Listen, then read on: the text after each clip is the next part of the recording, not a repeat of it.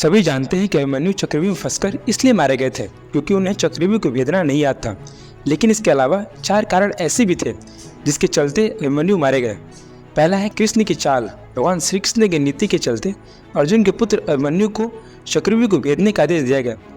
यह जानते हुए भी कि अभिमन्यु चक्रव्यूह भेदा तो जानते हैं, लेकिन उससे बाहर निकलना नहीं जानते।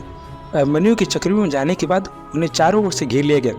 घेर कर उनकी जयद्रथ सहित 7 योद्धाओं द्वारा निर्मम तरीके से हत्या कर दी गई, जो कि युद्ध के नियमों के विरुद्ध था।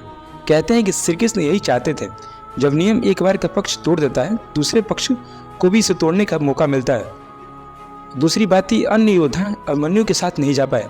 प्रारंभ में यही सोचा गया था कि अभिमन्यु व्यूह को तोड़ेंगे और उसके साथ अन्य योद्धा भी उसके पीछे में चक्रव्यूह में अंदर घुस जाएंगे, लेकिन जैसा ही अभिमन्यु घुसा व्यू फिर से बदला और पहली कतार पहले से ज़्यादा मजबूत हो गई। तो पीछे की योद्धा भीम, सात्यकी, नकुल, सहदेव कोई भी अंदर घुस नहीं पाए। युद्ध में शामिल योद्धाओं में अभिमन्यु अस्त्र के धनुर्धर 2-4 ही थे, यानी थोड़े ही समय में अभिमन्यु चक्रव्यूह के अंदर घुसता तो चला गया, लेकिन अकेला नितांत अकेला, इसके पीछे कोई नहीं आया। तीसरा कारण था लड़ते लड़ते थक जाना। जैसे जैसे अभिमन्यु चक्रव्यूह के अंदर में पहुँचते गए वैसे वैसे वहाँ खड़ा योद्धाओं का घनत्व और योद्धाओं का कौशल उन्हें बढ़ा हुआ मिला, क्योंकि वे सभी योद्धा युद्ध नहीं कर रहे थे, बस खड़े थे। जबकि अभिमन्यु युद्ध करता हुआ सेंटर में पहुंचता है। वे जहां युद्ध और व्यूह रचना तोड़ने के कारण मानसिक और शारीरिक रूप से थके हुए थे, वही कौरव पक्ष के योद्धा तरोताजा थे। ऐसे में अभिमन्यु के पास चक्रव्यूह से निकलने का ज्ञान होता तो वे बच जाते। उनके पीछे अन्य योद्धा भी उनका साथ देने के लिए आते तो भी वे बच जाते, लेकिन थकान के कारण वे अधिक जोश और होश में लड़ नहीं पाए। चौथा है युद्ध नियम के विरुद्ध हत्या। अर्जुन पुत्र अभिमन्यु चक्रव्यूह भेदने के लिए उसमें घुसे थे। चक्रव्यूह में प्रवेश करने के बाद अभिमन्यु में कुशलतापूर्वक चक्रव्यूह के 6 चरण भेद दिए। इस दौरान अभिमन्यु दुर्योधन के पुत्र लक्ष्मण का वध कर दिए। अपने पुत्र को मृत देखकर दुर्योधन के क्रोध की कोई सीमा नहीं रही। तब कौरवों ने युद्ध के सारे नियमों तोड़ने पर संकोच नहीं किया। 6 चरण पार करने के बाद अभिमन्यु जैसे ही 7वें और आखिरी चरण पहुंचे तो उसे दुर्योधन, जयद्रथ आदि 7 महारथियों ने घेर लिया।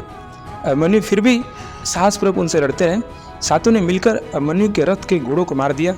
फिर भी अपनी रक्षा करने के लिए अभिमन्यु ने अपने रथ के पहियों को अपने ऊपर रक्षा कवच बनाते हुए रख लिया और दाएं हाथ से तलवारबाजी करता रहा। कुछ देर बाद अभिमन्यु की तलवार टूट गई और रथ का पहिया भी चकनाचूर हो गया।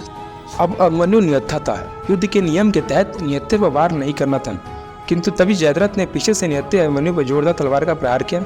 इसके बाद एक के बाद एक 7 योद्धाओं ने उस पर वार कर दिया। अभिमन्यु वहाँ वीर गति को प्राप्त हो गया।